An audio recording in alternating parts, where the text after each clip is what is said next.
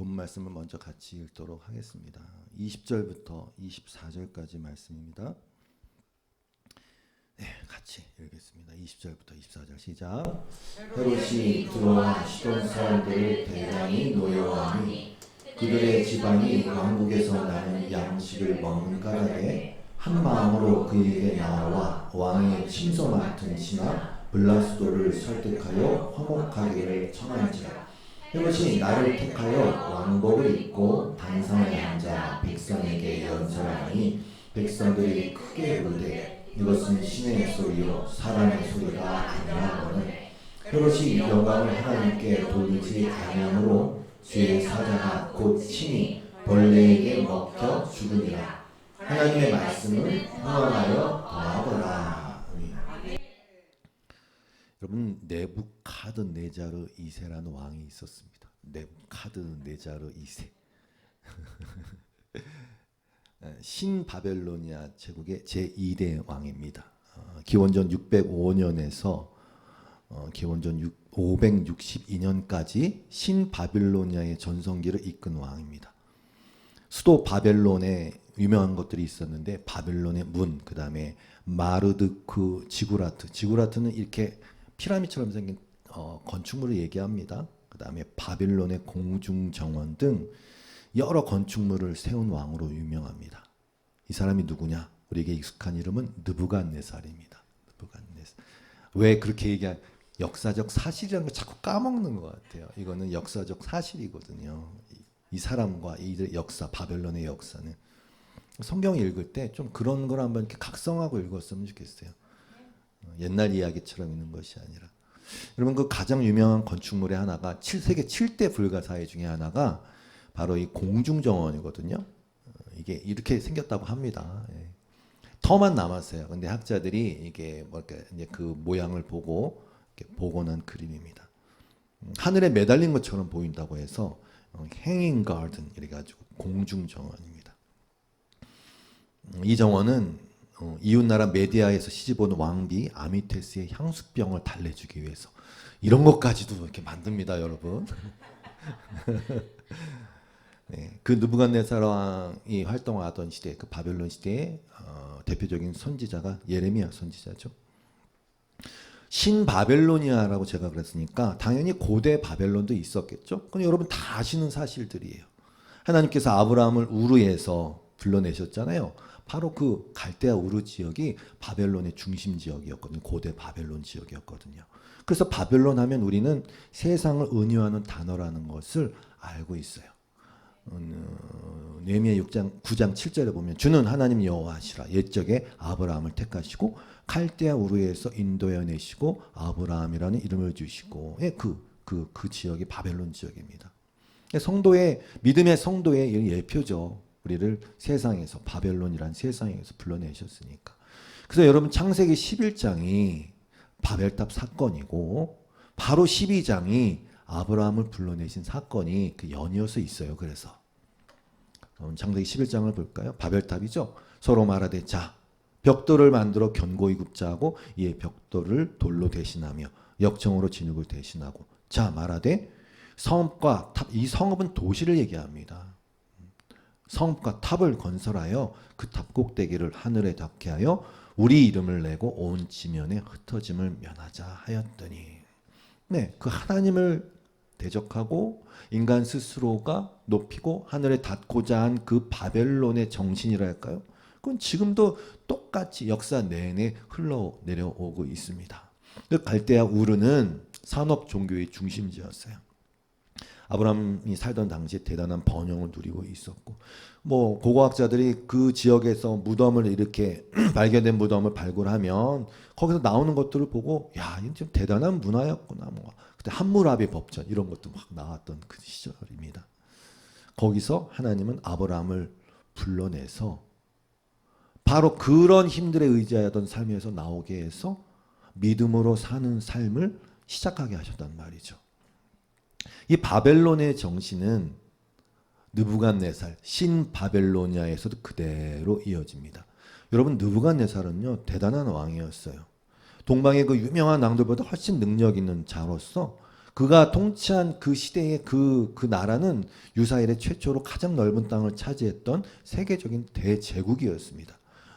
그래서 기원전 586년이죠. 예루살렘을 정복했죠. 느부갓네살 왕이 예루살렘을 정복하고 성전의 물건들을 탈취해 가고 뭐 시드기야를 소경으로 만들고 아들들을 죽이고 뭐 이런 일이 있었어요. 그리고 그 당시에 유대 사람들을 끌고 가서 바벨론으로 데려가서 거기에서 종살이를 하게 한 게 그 바벨론 유수라고 우리가 부르는 그 70년의 포로 생활 아닙니까? 에레미야 선지자를 통해서 이미 그렇게 될 것을 하나님은 말씀하셨어요. 제가 그 부분을 읽어볼게요. 에레미야 25장 9절 말씀이에요. 보라, 내가 북쪽 모든 종족과 내 종 바벨론의 왕 느부갓네살을 불러다가, 하나님 당신의 종이라고 표현했습니다. 이 땅과 그 주민과 사방 모든 나라를 쳐서 진멸하여 그들을 놀램과 비웃음거리가 되게 하며 땅으로 영원한 폐허가 되게 할 것이라. 여호와의 말씀이니라. 내가 그들 중에서 기뻐하는 소리와 즐거워하는 소리와 신랑의 소리와 신부의 소리와 맷돌 소리와 등불빛이 끊어지게 하리니 이 모든 땅이 폐허가 되어 놀랄 일이 될 것이며 이 민족들은 70년 동안 바벨론의 왕을 섬기리라. 네, 예레미야에게 주신 이 말씀 그대로 되었어요. 느부갓네살을 종이라고 표현한 건 맞습니다. 이 세상을 주관하시는 하나님의 손에 쓰이는 도구니까 종은요 그 주인의 말대로 하는 것뿐입니다. 그 당시에 그렇게 포로로 끌려간 사람 중에 하나가 다니엘이었고, 여러분이 너무 좋아하시는 그 스토리, 다니엘이 왕의 음식을 먹기를 거절하였는데 왜? 율법에 금지되어 있으니까. 그래 더 때깔이 좋아졌다. 다니엘의 세 친구가 두라 평지에 세워난 그 신상을 절하지 않았기 때문에 풀무불에 던져졌으나 머리칼 하나도 상하지 않고 구원을 받았다. 뭐 이런 것이죠. 말씀드리고자 하는 건 바로 이것입니다. 어느 날 느부갓네살은 꿈을 꾸고 그 꿈을 다니엘이 해석해 줍니다. 그리고 그 꿈의 해석대로 느부갓네살은 이런 일을 겪게 되죠. 다니엘서 4장 29절 이하의 말씀입니다. 12달이 지난 뒤에 어느 날 왕이 바벨론 왕궁 옥상에서 거닐면서, 아까 그 그림 보셨던 그런데 너무 높고 이 세운 도시의 찬란함이 막 보일 거 아닙니까? 거닐면서 혼자 중얼거렸다. 내가 세운 이 도성, 이 거대한 바빌론을 보아라. 나의 권세와 능력과 나의 영화와 위엄이 그대로 나타나 있지 않느냐. 이 말이 왕의 입에서 채 떨어지기도 전에 하늘로부터 내려오는 말소리가 들렸다. 느부갓네살 왕아, 너에게 선언한다. 왕권이 너에게서 떠났다. 너는 사람 사는 세상에서 쫓겨나서 들짐승과 함께 살면서 소처럼 풀을 뜯어 먹을 것이다. 이와 같이 7때를, 이건 7해를 얘기합니다. 7때를 지난 다음에야 너는 가장 높은 신분이 인간의 나라를 다스리신다는 것과 그의 뜻에 맞는 사람에게 나라를 주신다는 것을 알게 될 것이다. 이렇게 됐어요. 맞아요. 여러분, 사실 역사는 늘 말씀드리지만 역사의 기본 정신, 인본주의적 정신은 변하지 않아요. 바벨론의 정신은 변하지 않아요. 그래서 그렇게 미국의 대도시들이나 우리나라의 뭐 랜드마크나 이런 것을 보면서 우리도 똑같이 이런 생각을 한단 말입니다. 사람들도 똑같이 이런 생각을 한단 말입니다. 쏘아 올리는 인공위성을 보면서, 우주선을 보면서 똑같이 이런 생각을 한단 말입니다. 내가 세운 도성, 이 건축물들, 이 거대한 바벨론, 나의 권세, 인간의 능력, 인간의 영화, 인간의 위엄. 근데 여러분, 지금 이렇게 쭉 나열한 이 단어들, 도대체 이런 것들이 뭘까요? 아무것도 아닙니다. 아무것도 아닙니다. 이어서 읽어보면, 바로 그 순간에 이 말이 느부갓네살 왕에게 이루어져서 그가 사람 사는 세상에서 쫓겨나서 소처럼 풀을 뜯어 먹으면서 몸은 하늘에서 내리는 이슬에 젖었고 머리카락은 독수리의 깃털처럼 자랐으며 손톱은 새의 발톱같이 자랐다. 그 다음에 이제 느부갓네살의 독백입니다. 정해진 기간이 다 되어 나 느부갓네살은 하늘을 우러러보고서 정신을 되찾았고, 그리고 가장 높으신 분을 찬송하고 영원하신 분을 찬양하며 그에게 영광을 돌렸다. 그의 통치 영원하고 그의 나라 대대로 이어진다. 그는 땅의 모든 거민을 없는 것 같이 여기시며 하늘의 군대와 이 땅의 모든 거민에게 뜻대로 하시지만 아무도 그가 하시는 일을 막지 못하고 무슨 일을 이렇게 하셨느냐고 그에게 물을 사람이 없다. 내가 정신을 되찾았을 때에 다 정신을 되찾아야 됩니다. 정신을 되찾아야 돼. 나의 명예와 위엄과 나라의 영화가 다 미친 것 같아. 돈에 미치고 이 세상의 영광에 미치고 이 몸에 미치고 명예에 미치고 권력에 미치고 다른 성도는 안 그렇죠. 내가 나의 명예와 위엄과 나라의 영화가 회복되었고 나의 고문관들과 대신들이 나를 찾아왔으며 나는 이전보다 더 큰 영예를 받으며 왕위를 회복하였다. 그러니까 여러분 무슨 얘기냐면요. 왕위를 회복하고 이런 것 누리는 것 자체가 문제가 되는 게 아니에요. 그것을 왜 어떤 권력을 받았으니까 그 상태에서 이게 아무것도 아니구나. 정말 다스리는 분은 따로 있구나라는 걸 알면 된다는 뜻입니다. 이제 나 느부갓네살은 하늘의 왕을 찬양하고 높이며 그분에게 영광을 돌리는 바이다. 근데 나 어투가 마음에 안 들어요. 바이다 이거 해석의 문제겠죠. 과연 그가 하시는 일은 모두 참되며 그의 모든 길은 공의로우니 그는 교만한 일을 놔주신다. 바벨론의 대제국 바벨론의 왕으로서 이 고백을 하게 하십니다. 여러분, 그러니까 하나님은 내내 우리에게 이미 다 알려주셨어요. 이 대제국 바벨론의 느부갓네살이라는 이 왕의 입술을 통해서도 진리를 알게 다 미리 말씀을 하게 해주셨어요. 진리를 밝혀두셨단 말입니다. 그렇다고 해서 모든 사람이 회개하고 바뀌는 게 아니에요. 알려주셔도 바뀌지 않는 것 또한 알려주시는 것입니다. 이 사실을 통해서. 인간은 핑계할 수 없다는 걸 알려주시는 것입니다.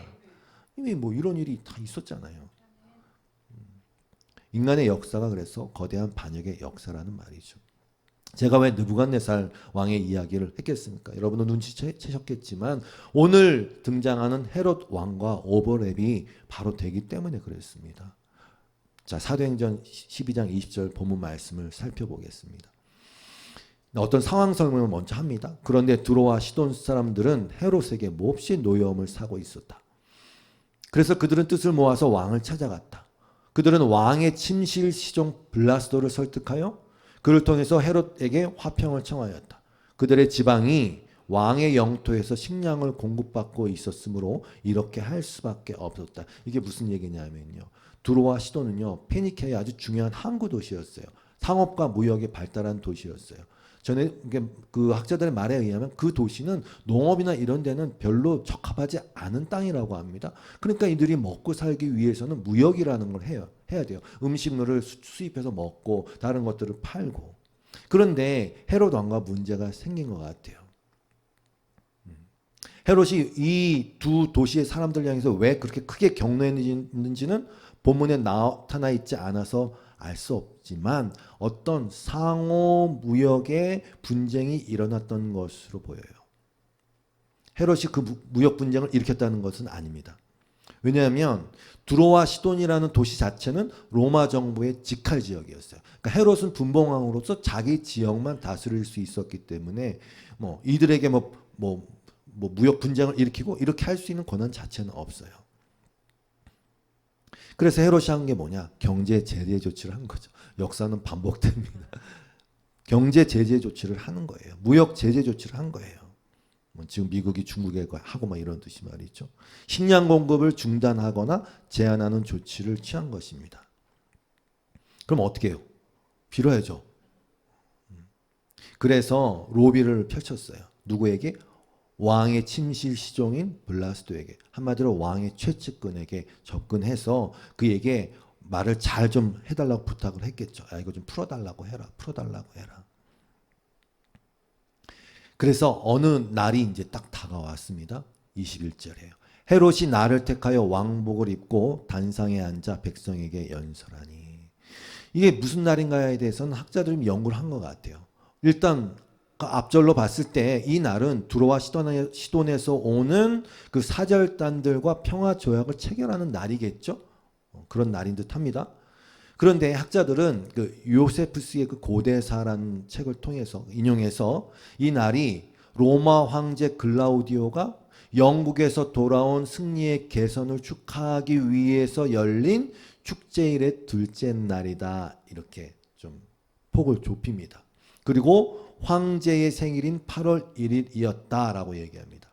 아무튼 중요한 것은 헤롯은 어떤 날을 정해서 뭔가를 하는데 그 날은 누구나 다 할 수 있는, 그리고 아주 모이기 좋은, 누구나 다 뭔가를 즐거워하며 어떤 이렇게 막 치열업 할 수 있는 그 날을 일부러 정했다는 뜻입니다. 그리고 두로와 시돈의 사절단도 일부러 축제일을 정했겠죠. 왜? 기분 좋은 상태에서 이렇게 요구를 하거나 부탁하면 잘 들어줄 테니까. 그리고 이 모임은 콜로세움 같은 거대한 경기장 같은 데서 열렸을 것입니다. 이날 헤롯은 왕복을 입고 단상에 앉아서 연설합니다. 요세푸스의 기록에 의하면 그 옷은 아주 길고 이렇게 막 위에 걸친 헐거운 겉옷으로 은으로 만들어져서 햇빛이 비칠 때마다 빛이 반사돼서 어떤 빛을 막 그 사람이 품어내는 것 같은 효과를 만들어낸 그런 옷이었다고 합니다. 22절입니다. 백성들이 크게 부르되 이것은 신의 소리요 사람의 소리가 아니라 하거늘 헤롯이 영광을 하나님께 돌리지 아니하므로 주의 사자가 곧 친히 벌레에게 먹혀 죽으니라. 헤롯을 향해 야 저것은 뭐 신의 소리다 외친 사람들은 요세푸스가 참 뭐라 그랬냐면 이들을 그냥 아첨꾼들이라고 묘사를 하고 있습니다.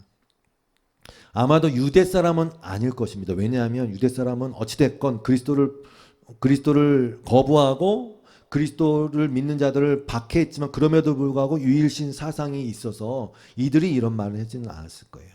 그저 헤롯 왕에게 잘 보이고자 하는 두로와 시돈에서 온 사절단의 목소리일 것이고, 그리고 더 명확한 것은 하나님을 알지 못하는 인간 군상들의 목소리일 것입니다.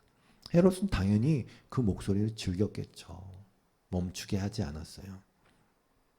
그런데 이러한 행위가 이게 뭐 세상적으로 이게 뭐가 문제야? 아니요.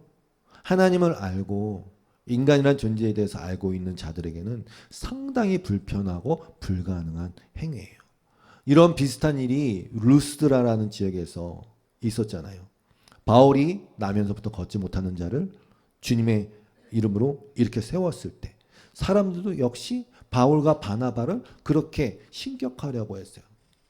사도행전 14장 12절 이하에 나옵니다.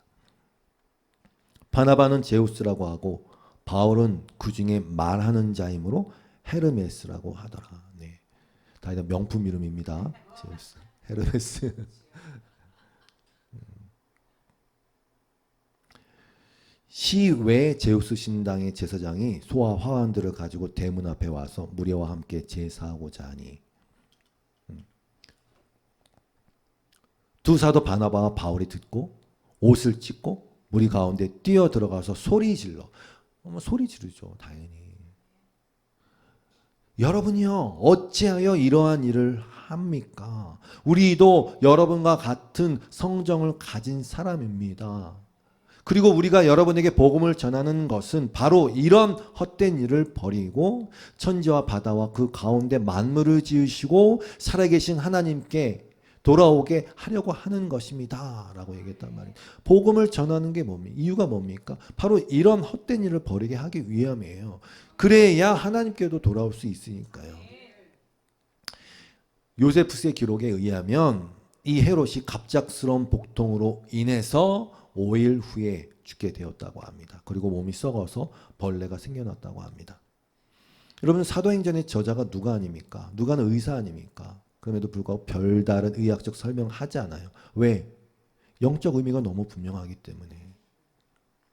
주의 사자가 친히 벌레에 먹혀 죽었다. 무슨 말입니까? 벌레에게도 정하지 못한 인생이란 뜻입니다. 여러분 정말 뭐 너무 좀 끔찍한 얘기처럼 보이지만 결국 우리도 벌레에게 먹히겠죠. 우리 몸은 아무리 위대한 장례식을 치른다 해도 아무리 의학적 기술을 가져온다 해도, 아무리 뭐 미라로 만들어갖고 몸을 썩지 않게 만든다 해도 결국은 벌레에게 먹히거나 결국은 먼지로 남는 존재들이라는 것입니다. 벌레에게 먹였다는 그 일을 보여주시는 것은. 인간 존재라는 이 인간들의 허풍과 교만이 얼마나 어처구니 없는 것인지를 보여주는 것입니다. 성도는 아는 것입니다. 그렇게 헤롯의 죽음을 짤막하게 정말 한 줄로 이렇게 이야기한 후에 곧바로 이렇게 적습니다. 하나님의 말씀은 흥왕하여 더하더라. 이건 너무나 적나라한 대조입니다. 사실 엄청난 대조입니다. 이것은 두말할 것도 없어요. 우리는 현실을, 진리를, 죽음을 직시해야 돼요. 여러분, 유한과 무한, 이 인생과 영혼의 명함은 너무나 분명하지 않습니까? 이런 것들을 다 적어놓은 이유, 아까 느부갓네살의 이야기 비롯해서 이런 것들을 적어놓는 이유가 뭡니까? 성경은 진리를 말하는 책입니다. 실제를 말하는 책입니다. 진리신 예수 그리스도와 그 말씀에 대한 확언이지 않습니까? 증거 아닙니까? 왜? 예수라는 분이 있는데, 하나님의 아들이라는 분이 있는데, 이분만이 길이고 이분만이 진짜 진리고 이분만이 정말 생명이다. 이거를 아주 너무 자세히, 그리고 한순간도 아니에요. 전 인류 역사, 뭐 처음 아담과 하와 때부터 해갖고 태초부터 시작해서 쭉 그냥 지금까지 이 사실 하나를 말하기 위해서 성경을 적어 놓으신 거 아닙니까? 그리고 이게 인류 역사와 딱 결합이 돼서 인류 역사를 통해서 계속 하나님이 증명해 주시는 것 아닙니까? 그러니까 성경은 하나님의 섭리에 대한 것이자 동시에 은혜의 도구가 맞아요. 그리고 그런 의미에서 모든 일어나는 일은 하나님의 영광을 드러내는 도구가 맞습니다. 그럼 그럴 거예요. 아니 헤롯도 단방에 딱 벌레에 먹혀 죽이셨는데 북한의 김정은 왜 직사하지 않느냐, 이런 말은 다 소용이 없어요. 제가 그래서 말하고 싶어요. 그럼 김정은이 딱 그렇게 죽으면 인간의 교만이 꺾이냐? 이렇게 물어보고 싶어요. 안 그렇단 말이죠. 그냥 이 성경을 읽는 자들에게, 또 성령의 감동으로 역사를 눈을 볼 수 있는 눈을 열어주신 자들에게 계속해서 이 세상의 일들을 통해서 영원한 하나님의 나라로 눈을 돌리게 하는 것뿐입니다. 이 세상의 역사라는 것이 그렇습니다. 그래서 느부갓네살도 하나님의 종이라고 불렸던 것이죠. 그는 하나님의 도구로 쓰임을 받은 게 확실합니다. 그럼에도 불구하고 그가 하나님을 정말로 믿었는지 그건 제가 판단할 바가 아니고요.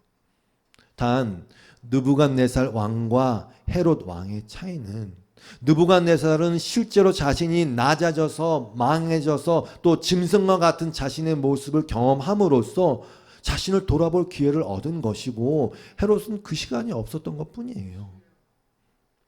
헤롯의 영광은 사실 그 세상 영광은 느부갓네살에 비할 바도 못 되고요. 그래서 자꾸 제가 믿음에 관해서 얘기할 때 믿음이 하나님의 선물이고 믿음은 우리 것이 아니라고 강조하는 이유가 있어요. 느부갓네살 보시면 알잖아요. 자기도 모르게 어느 순간 들판을 헤매면서 풀을 뜯고 살고 있단 말입니다. 정말 죄송한 얘기지만 정신줄 놓으면 여러분도 저도 똑같이 된다는 뜻입니다. 이건 다 보여주시는 거예요. 치매가 무서운 이유가 그거 아닙니까? 자기가 뭘 하는지도 모르는데. 여러분이나 제가 예수가 그리스도입니다. 그리고 지금 막 믿음의 고백을 하고 찬양하고 예배하는 거 다 하나님의 은혜입니다.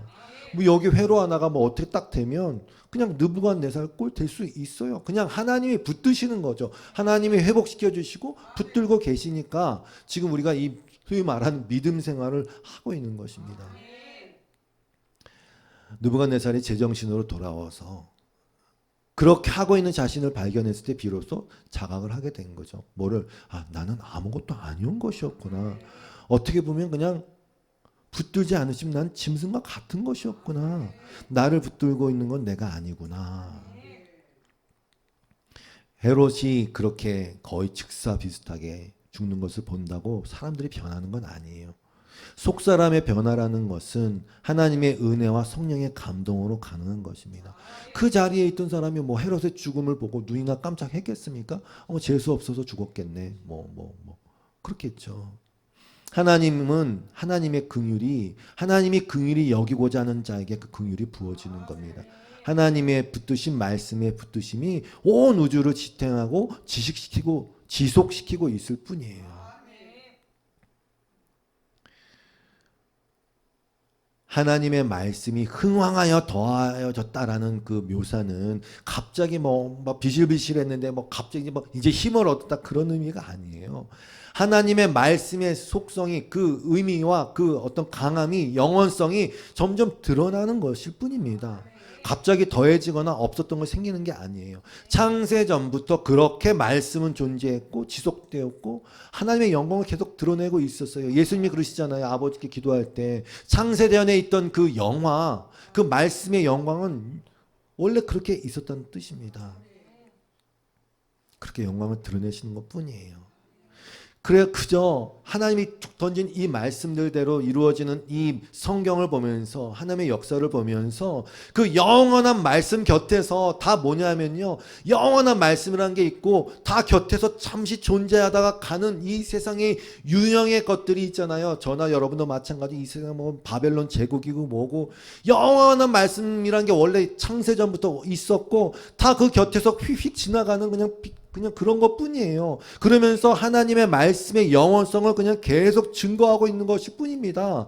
그 배경에 머물면서, 말씀의 배경에 머물면서 뭐라고 고백하게 하냐고? 느부갓네살이 고백한 것처럼, 와, 영원한 것은 하나님의 나라구나. 아, 영원한 것은 하나님의 말씀이구나. 이런 진리를 그냥 선포하다가 딱 가는 거예요. 이 세상의 모든 외형들과 유한성들이 모조리 다 역설적으로 하나님의 무한성을, 영원성을 증거하고 있는 것일 뿐입니다. 제가 그냥 이사야 40장 말씀을 읽어드려야 되겠다라는 마음이 들었어요. 왜냐하면 그냥 너무 설교할 필요도 풀 필요도 없어. 너무 잘 나와 있거든. 제가 읽으면서 같이 나누기를 원하면 이사야 40장 6절이에요. 한 소리가 외친다. 너는 외쳐라. 하나님의 어떤 명령, 너 외쳐라. 그럼 내가 무엇이라고 외쳐야 합니까? 하고 물었다. 이렇게 외쳐야 됩니다. 모든 육체는 풀이요, 그의 모든 아름다움은 들의 꽃과 같을 뿐이다. 주님께서 그 위에 입김을 부시면 풀은 마르고 꽃은 시든다.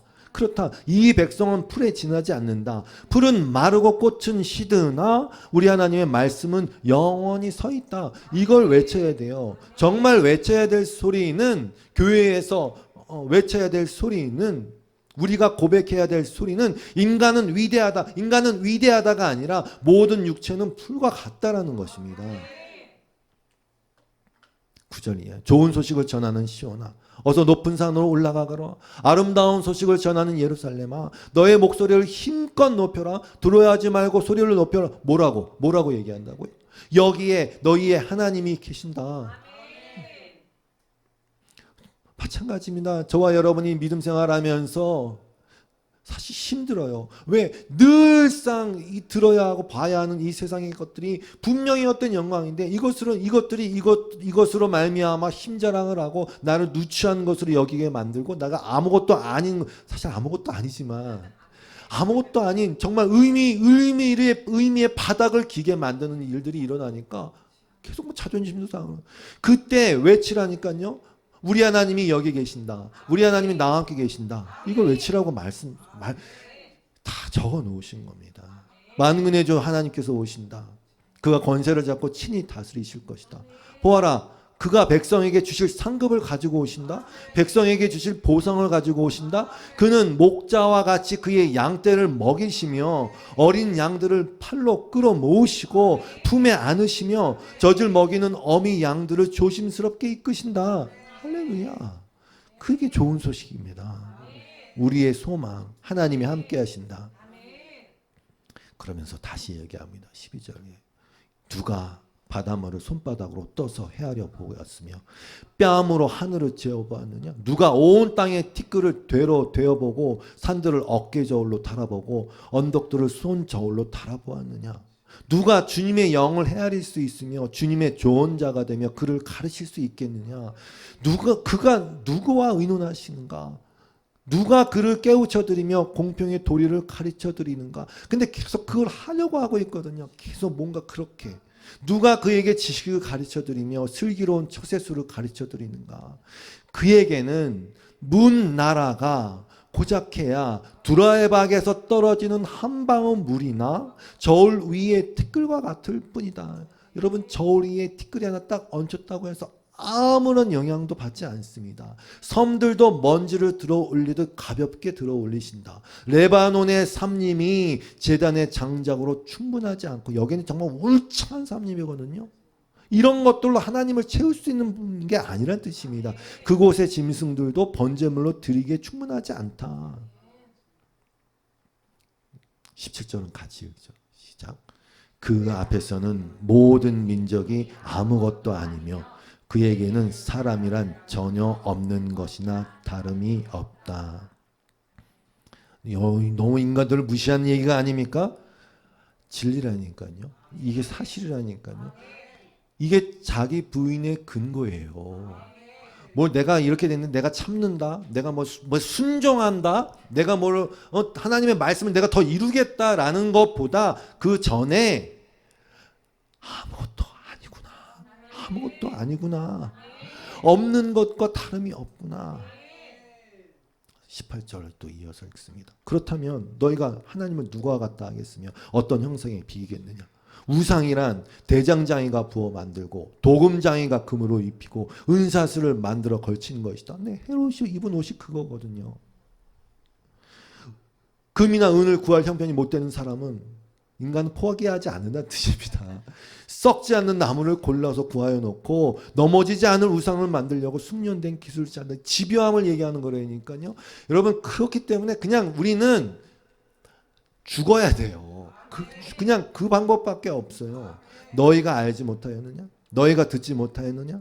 태초부터 너희가 전에 들은 것이 아니냐? 네, 아까도 말씀드리지만 태초부터 해서 인간의 역사가 시작된 이후로 지금까지 하나님은 느부갓네살이든 아브라함이, 그게 누구든 헤롯이든 누굴 통해서든 다 그걸 전해 주셨단 말입니다. 너희가 전에 들은 것이 아니냐? 너희는 땅의 기초가 어떻게 세워졌는지 알지 못하였느냐? 땅 위에 저 푸른 하늘에 계신 분께서 세상을 만드셨다. 땅에 사는 사람들은 하나님 보시기에는 메뚜기와 같을 뿐이다. 그는 하늘을 마치 엷은 휘장처럼 펴셔서 사람이 사는 장막처럼 쳐놓으셨다. 그는 통치자들을 허수아비로 만드시며 며칠 전에 중국의 2인자가 세상을 떴더군요. 나이도 많지 않더라고요. 시진핑 말고 리커창인가 하여튼 이름 잘 모르겠어요. 그는 통치자들을 허수아비로 만드시며 땅의 지배자들을 쓸모없는 사람으로 만드신다. 이 세상의 통치자들은 풀포기와 같다. 심기가 무섭게 씨를 뿌리기가 무섭게 뿌리를 내리기가 무섭게 하나님께서 입김을 부셔서 말려버리시니 마치 강풍에 날리는 컴불과 같다. 거룩하신 분께서 말씀하신다. 그렇다면 너희가 나를 누구와 견주겠으며 나를 누구와 같다고 하겠느냐? 너희는 고개를 들어서 저 위를 바라보아라. 누가 이 모든 별을 창조하였느냐? 우주 정복하겠다는 그런 헛소리 하지 말고 모든 별을 바라보란 말입니다. 도대체 이게 어떻게 생겼느냐를 조금이라도 생각해 보란 말입니다. 누가 이 모든 별을 창조하였느냐? 바로 그분께서 천체를 수요를 세어 불러내신다. 그는 능력이 많으시고 힘이 세셔서 하나하나 이름을 불러 나오게 하시니 하나도 빠지는 일이 없다. 야곱아,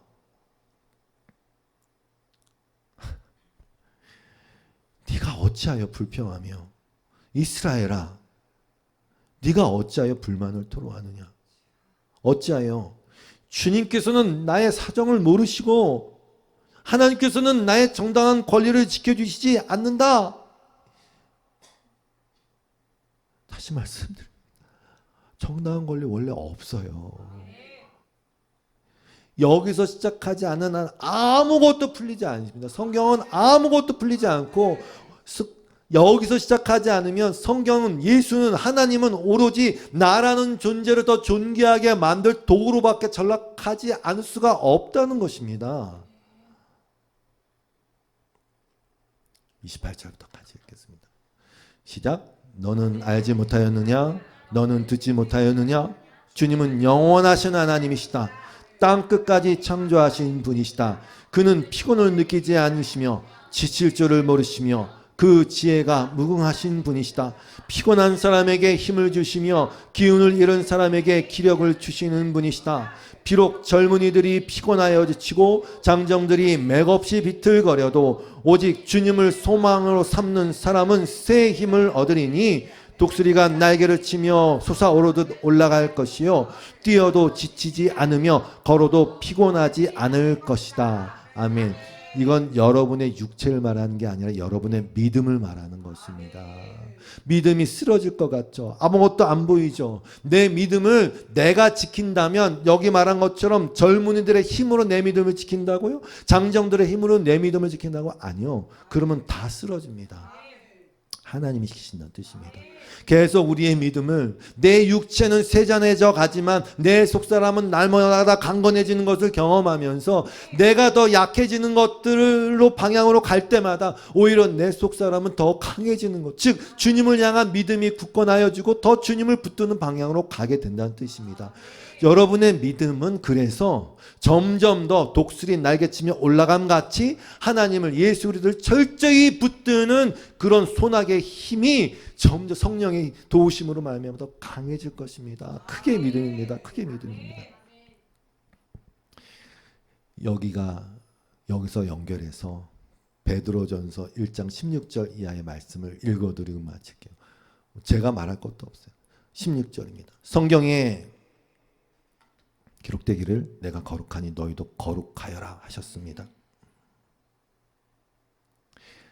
너무 깊은 뜻이 있지만 넘어가면 17절. 그리고 사람을 겉모습으로 판단하지 않으시고 각 사람의 행위대로 판단하시는 분을 여러분이 아버지라고 부르고 있으니 여러분은 나그네 삶을 사는 동안 두려운 마음으로 살아가십시오.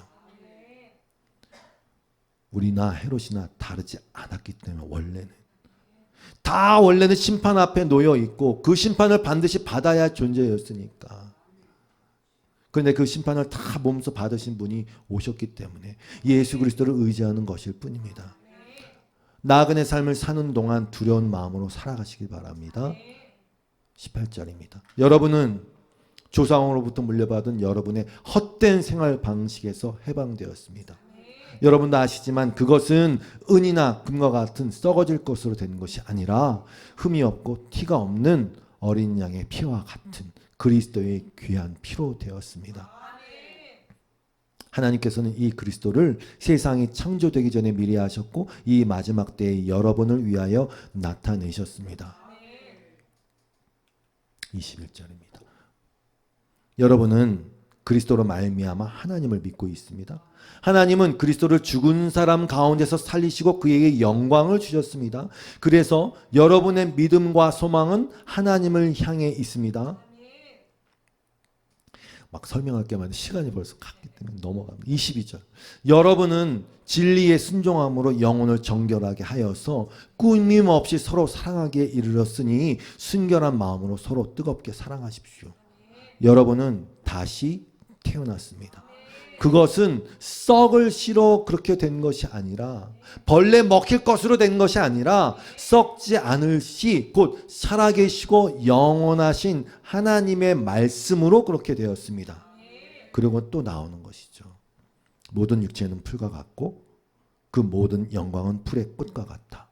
풀은 마르고 꽃은 떨어지되 주님의 말씀은 영원히 서 있다. 그리고 이것이 여러분에게 복음으로 전해진 말씀이다. 지금 우리가 나누는 이 말씀 복음이 바로 그것을 말해주고 있다는 것입니다. 말씀을 정리합니다. 그냥 이 부분을 시간 날 때마다 여러분 읽으세요. 그냥 말씀 자체가 그냥 그렇습니다. 짝퉁이라는 단어는 그냥 그 뜻이 비슷하지만 가짜라는 뜻입니다.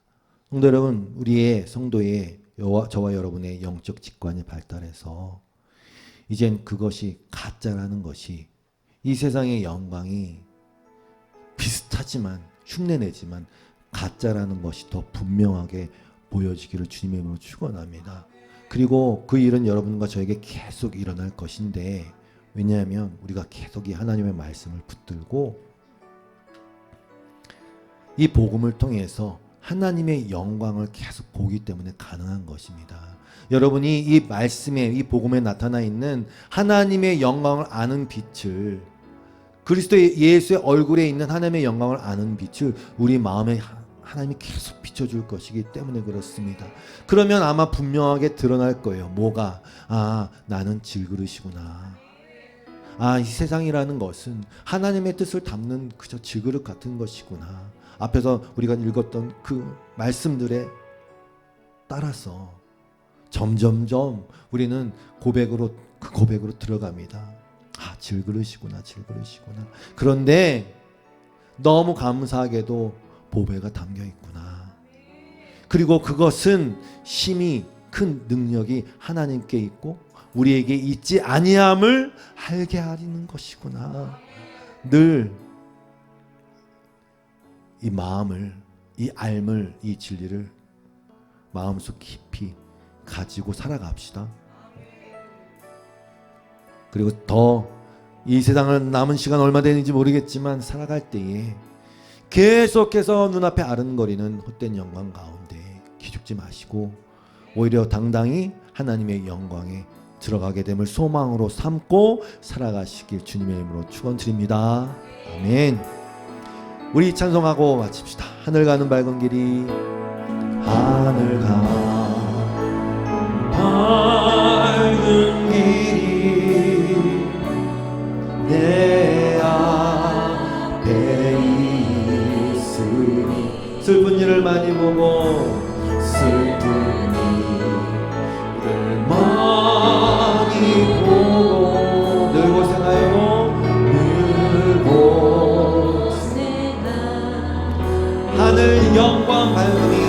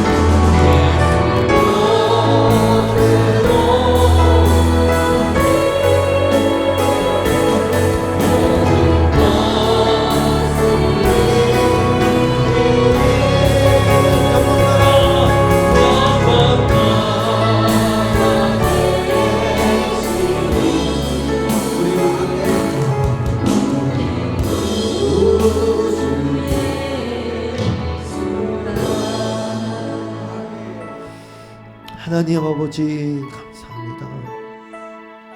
이 질그릇 같은 우리 안에 우리가 뭐라고 원래 없었던 존재, 아무것도 아닌 존재인 우리에게 영광을 입히셨습니다. 우리 안에 보배를 주셨습니다. 하나님, 우리의 어리석음을 다시 한번 내려놓게 하여 주시고 살아계신 하나님의 말씀을 통하여서 계속해서 우리에게 하나님의 영광을 아는 빛을 비춰 주시옵소서. 이 말씀을 통하여 계속 우리를 깨워 주실 줄로 믿습니다. 그때 능력이 나에게 있는 것이 아니라 하나님께 있음을 고백함으로 겸손히 주 앞에 나아가게 하시고 또 영원히 주님을 찬양하고 예배하는 우리들 되게 하여 주시옵소서. 예수님의 이름으로 기도드리옵고 주님, 주 앞에 드리는 모든 간구와 기도와 또 주 앞에 드리는 예물을 축복하여 주시고 하나님, 이 교회가 이 진리의 말씀을 넉넉히 전하는 그 모든 곳에 사용이 될 수 있도록 하나님 축복하여 주시고 채워 주시옵소서. 어려운 형편 가운데 있을지라도 하나님 우리를 인도하시는 아버지이시기에 날마다 우리에게 먹을 것과 마실 것과 입을 것을 주시는 우리 하나님의 은혜를 찬양하나이다. 예수님의 이름으로 기도드리옵고 이제는 우리 주 예수 그리스도의 놀라우신 은혜와 하나님 아버지의 극진하신 강력하신 사랑하심과 성령님의 깨닫게 하시고 교통하심이 오늘도 질그리신 내 안에 계신 예수 그리스도로 말미암아 하나님을 찬양하고 감사의 예배를 드린 모든 예배자들 위에 이 교회 위에 영원토록 함께 하시기를 간절히 축원하옵나이다.